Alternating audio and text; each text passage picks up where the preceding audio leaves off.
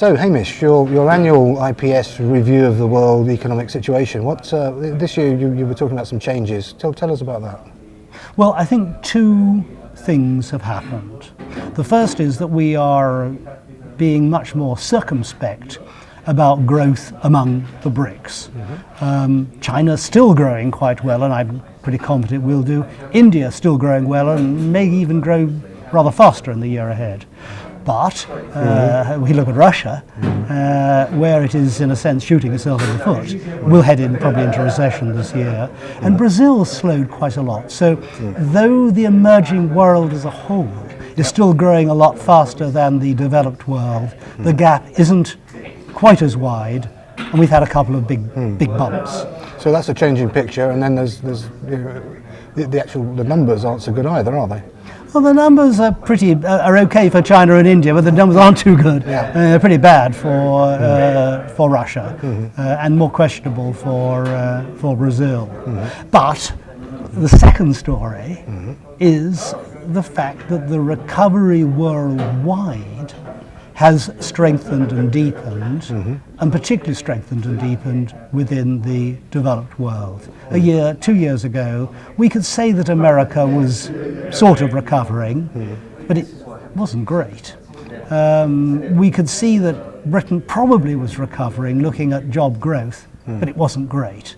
And Europe, Germany apart, was really struggling. Now, Europe is still struggling, but you're just starting to see one or two increases come through. Car sales, not that bad.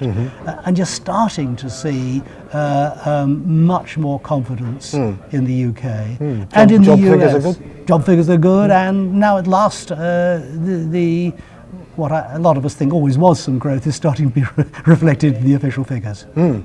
So in a way, quite a rosy picture overall, but with all this fragmentation happening and changes in the way that things are fragmented. I think it's a rebalancing is happening between, on the one hand, the developed world and the emerging world, and secondly, within the emerging world, there's a rebalancing going there.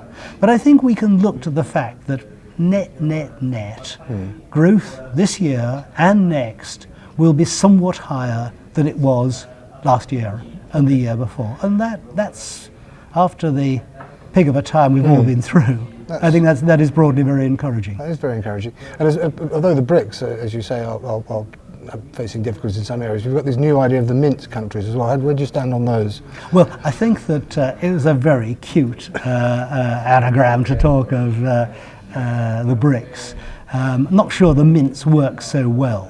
I think what one should do, though, is see that, recognise that while the BRICS are and will remain the largest countries of the emerging world, that next tier, the next 11, Mexico, Turkey, countries like this, actually are extremely important. And the more sensible way to see this isn't quite the soundbite, is the emerging world as a whole, including countries that are very important, such as Nigeria, that don't qualify to be a BRIC. Okay. Let me ask you one final question, because it intrigues me, not being an economist. It's how the political situation, there's been a lot of quite dramatic political changes in the last 6 months or so. How does that play into the relationships between the larger developed world? Well, in the developed world, we've had a bit of a crisis of confidence in Europe, particularly in France. We have, however, got secure and stable government in Germany.